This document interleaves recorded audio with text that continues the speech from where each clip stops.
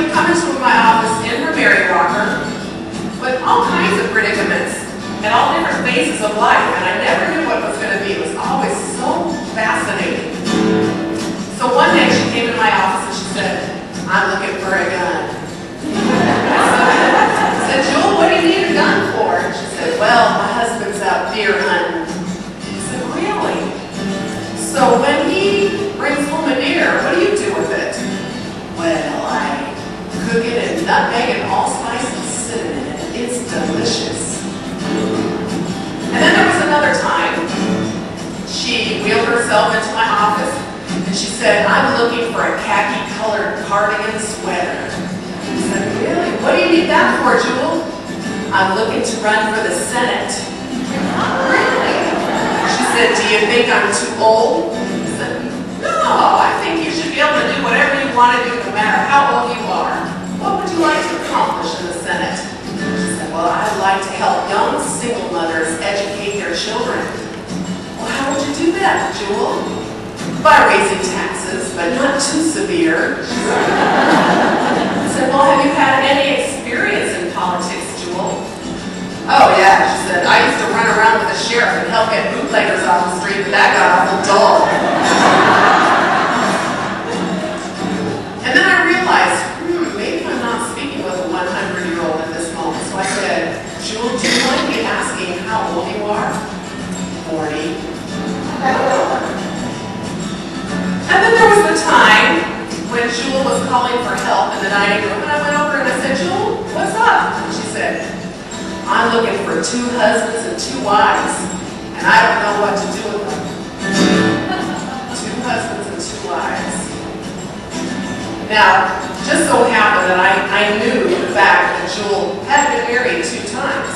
Once at the age of 15, divorced at 17, and married again at 19, I believe.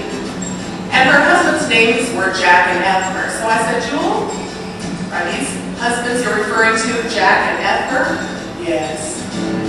I said, "Oh, okay." She said, "I need to make a decision. I need to choose one. But I'm afraid whichever one I choose, it'll be the wrong decision." I said, "Well, which one did you love more?" "I don't know." "Well, which one do you think loved you more?" "I don't know. I got to go to the toilet." Well, there wasn't anybody around at that moment, and so I happened to have my CNA at that point, so I helped her, assisted her to the restroom, and there she sat on the throne for about 10 minutes in silence. And all of a sudden she made her announcement.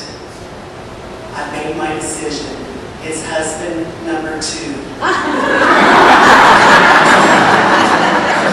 I thought, what a privilege to be able to be a part of the process of someone trying to resolve something at the age of 100.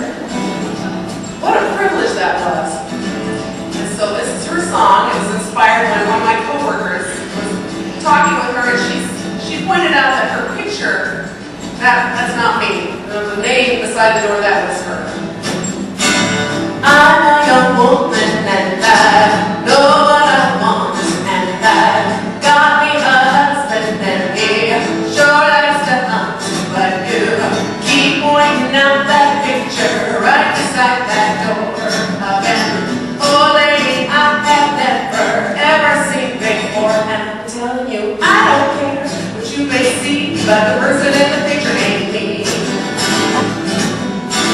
I got a job and I live on a farm, and I got my opinions and I'm told I have charm, but you keep pointing out that picture right beside that door of an old lady I have never ever seen before, and I'm telling you I don't care what you may see, but the person in the picture ain't me."